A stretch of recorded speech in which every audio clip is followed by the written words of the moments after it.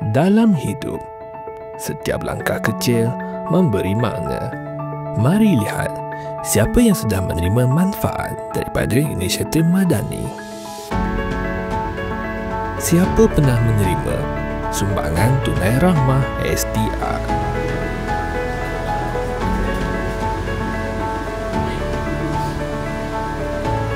Siapa pernah menikmati RON95 RM1.99 dengan MyCard?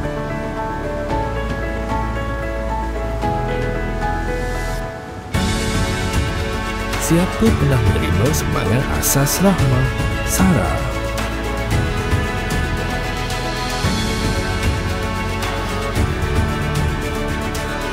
Siapa pernah beli barang atau makanan rahmah?